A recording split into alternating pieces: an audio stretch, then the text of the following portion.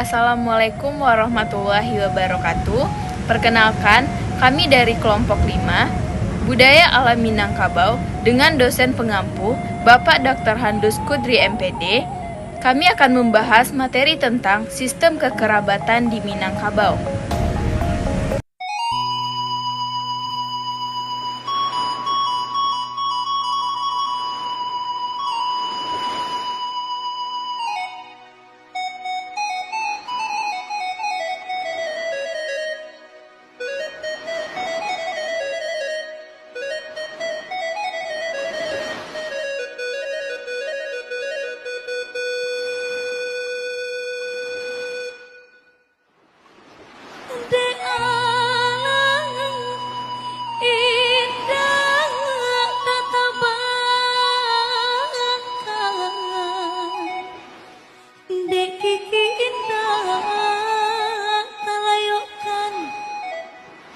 Jauh rantaunya narang Minang di balik pulau Angsodu. Perkenalkan, nama saya Yohana Bella Safira dari Prodi Pendidikan Ekonomi dengan NPM 2203090077. Perkenalkan, nama saya Ayunin Mardatila dengan NPM 2202180007 dari program studi Humanitas.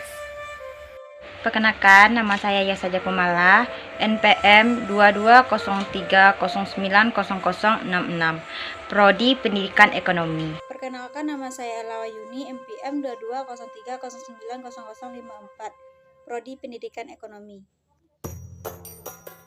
Perkenalkan, nama saya Utari Ramadhani.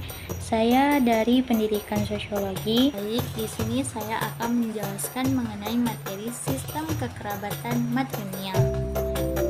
Sistem sendiri, menurut Sutarman, adalah kumpulan dari beberapa elemen yang saling berhubungan dan berinteraksi dalam satu kesatuan untuk menjalankan suatu proses pencapaian tujuan utama. Sedangkan kekerabatan secara umum adalah unit sosial yang terdiri dari beberapa keluarga yang memiliki ikatan darah atau hubungan pernikahan. Matrilineal berasal dari dua kata bahasa Latin, yaitu mater yang berarti ibu dan lineam berarti garis. Maka matrilineal berarti garis ibu. Sistem kekerabatan matrilineal merupakan suatu masyarakat yang mengatur alur keturunan dari pihak ibu dan akan mempengaruhi suku, marga, anak yang dilahirkan, sistem pewarisan, dan sebagainya. Sistem kekerabatan matrilineal adalah salah satu sistem kekerabatan tertua dan terdapat di dunia. Salah satu budaya di Indonesia yang menganut sistem kekerabatan adalah budaya Minangkabau. Budaya Minangkabau sendiri sampai detik ini masih menjunjung tinggi dengan sistem kekerabatan matrilineal. Menurut Branislaw dalam buku karangan Muhammad Rajab, ada beberapa ciri sistem kekerabatan matrilineal yang menjadi ciri khas sistem yang dianut, yaitu keturunan dihitung menurut garis ibu, suku terbentuk menurut garis ibu, perwakilan exogamy artinya setiap orang diharuskan kawin dengan orang di luar sukunya. Kekuasaan di dalam suku menurut teori terletak dari tangan ibu, yang sebenarnya berkuasa adalah saudara laki-laki. Selanjutnya, perkawinan bersifat matriarkal, yaitu suami mengunjungi rumah istri. Yang terakhir yaitu hak-hak pusaka diwariskan kepada perempuan berdasarkan garis keturunan ibu. Dalam sistem kekerabatan matrilineal juga terdapat beberapa yang mendukung bahwa kedudukan wanita lebih tinggi, yaitu ditandai dengan adanya bundo kandung. Bundo kandung adalah gelar kehormatan dalam sistem kekerabatan matrilineal masyarakat Minangkabau, Sumatera Barat. Bundo kandung merujuk pada perempuan tertua dalam sebuah keluarga atau suku yang berperan penting dalam mengatur, menjaga, dan memelihara nilai-nilai adat serta tradisi keluarga ataupun kaum. Ia memiliki otoritas tinggi dalam hal pengambilan keputusan terutama dalam hal-hal yang berkaitan dengan harta pusaka, adat istiadat, dan hubungan antar anggota suku. Dalam sistem matrilineal, garis keturunan yang diambil dari pihak ibu dan bunduk. Baik, saya akan melanjutkan materi selanjutnya, yaitu tentang sistem perkawinan di Minangkabau, di mana sistem perkawinan di Minangkabau terbagi menjadi dua. Yang pertama yaitu sistem perkawinan ideal. Perkawinan ideal disebut juga dengan perkawinan awak sama awak atau pulang kabako. Menurut alam pikir orang Minangkabau, perkawinan yang paling ideal ialah perkawinan antar keluarga dekat, seperti perkawinan antar anak kemenakan.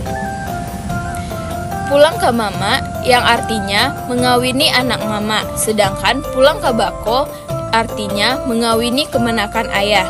Tingkat perkawinan ideal berikutnya ialah perkawinan ambil-mengambil, yang artinya kakak beradik laki-laki perempuan A menikah secara bersilangan dengan kakak beradik laki-laki dan perempuan B. Urutan selanjutnya ialah perkawinan orang seorang sekampung, senagari, selurah, dan akhirnya sesama Minangkabau, di mana perkawinan dengan orang luar kurang disukai, meskipun tidak dilarang. Dengan kata lain, perkawinan ideal bagi masyarakat Minangkabau ialah perkawinan antar awak sama awak. Itu bukan menggambarkan bahwa mereka menganut sikap yang eksklusif. Pola perkawinan awak sama awak itu berlatar belakang sistem kolektivisme yang dianutnya. Selanjutnya yaitu tentang perkawinan dalam adat Minangkabau, juga memiliki beberapa syarat. Di antaranya, yang pertama, kedua calon mempelai harus beragama Islam. Yang kedua, kedua calon mempelai tidak sedarah atau tidak berasal dari suku yang sama. Perkawinan dalam adat Minangkabau juga bersifat eksogami, yang artinya perkawinan harus keluar suku. Perkawinan satu suku dilarang dan perlakuannya akan mendapatkan sanksi yang berat. Sanksi adat tersebut diantaranya dikucilkan dari keluarga besar serta masyarakat, serta dibuang dari sepanjang adat. Saya akan melanjutkan materi poin 2 dari teman saya. Perkawinan tentang ialah perkawinan yang akan merusak sistem adat mereka, yaitu perkawinan orang yang setali darah menurut stelsel matrilineal, sekaum dan juga sesuku, meskipun tidak ada hubungan kekerabatan dan tidak sekampung halaman. Pantangan perkawinan untuk memelihara kerukunan sosial itu ialah: yang pertama, mengawini orang yang telah diceraikan kaum kerabat, sahabat, dan tetangga sedekat. 2. Mempermadukan perempuan yang sekerabat, sepergaulan, dan setetangga. Yang ketiga, mengawini orang yang tengah dalam pertunangan. 4. Mengawini anak tiri saudara kandung. Sanksi hukum ditetapkan kepada pelanggar tergantung kepada keputusan yang ditetapkan musyawarah kaumnya. Tingkatannya antara lain: membubarkan perkawinan itu, hukum buang dengan diusir dari kampung atau dikucilkan dari pergaulan. Juga dapat dilakukan dengan hukum denda dengan cara meminta maaf kepada semua pihak pada suatu perjamuan dengan memotong seekor sampai 2 ekor binatang ternak. Saya akan menyampaikan materi yang ketiga, yaitu sistem waris di Minangkabau. Sistem waris di Minangkabau ini didasarkan pada hukum waris adat matrilineal, yang berarti harta warisan diturunkan berdasarkan garis keturunan ibu. Dalam sistem IKO, kedudukan anak perempuan lebih menonjol daripada anak laki-laki.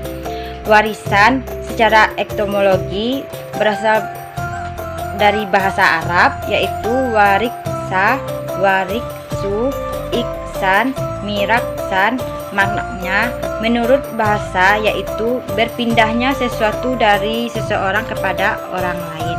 Warisan dapat terbagi menjadi 2 macam, yaitu pusako dan sako.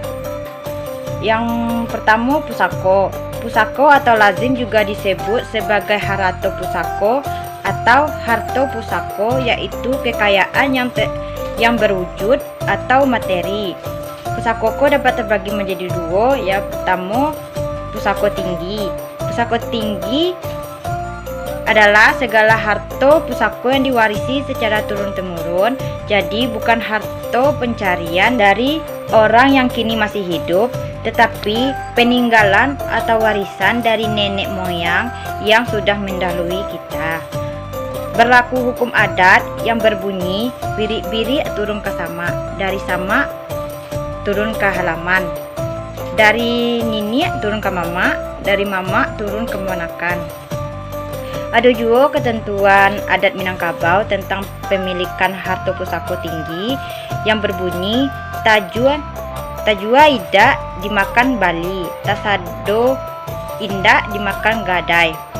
Yang kedua, pusaka rendah, yaitu harta pencarian orang tua, kedua orang tua atau orang gaek yang berlaku hukum faraid sesuai dengan ketentuan Allah.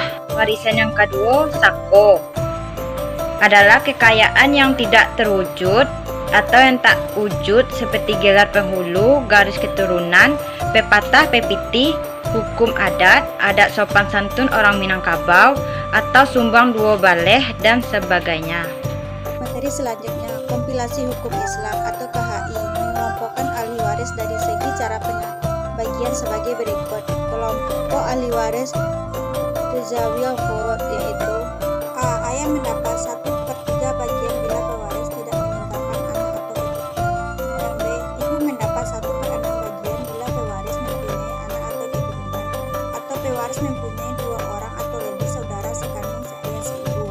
Mendapatkan 1/3 jika pewaris tidak meninggalkan anak atau keturunan, atau pewaris meninggalkan 1 orang saudara sekandung seayah seibu. Yang C. Bunda mendapat 14 bagian bila pewaris meninggalkan anak atau keturunan, mendapatkan 1/2 bila pewaris tidak meninggalkan anak atau keturunan. Yang D. Janda mendapat 1/8 bagian bila pewaris meninggalkan anak atau keturunan, mendapat 14 bagian bila pewaris tidak meninggalkan anak atau keturunan. Yang E. Seorang anak perempuan mendapat 1/2 bagian 2 orang atau lebih anak perempuan, mendapat 2/3 bagian bila tidak ada anak laki-laki atau keturunan dari anak laki-laki. Yang F. Seorang saudara perempuan atau laki-laki baik sekandung seayah seibu mendapat 1/6 bagian apabila terdapat 2 orang atau lebih saudara sekandung seayah seibu, mendapat 1/3 bagian jika saudara sekandung seayah seibu mewaris bersama ibu pewaris. Yang G. Seorang saudara perempuan sekandung seayah seibu mendapat 1/2 bagian 2 orang atau lebih saudara perempuan sekandung atau seayah, mendapat 2/3 bagian jika saudara perempuan tersebut mewaris tidak bersama ayah, tidak ada saudara laki-laki atau keturunan laki-laki dari saudara laki-laki. Jika mati denai dulu mati dan nusa adi ajamu adi jangu usa diratoi diratoi diratoi diratoi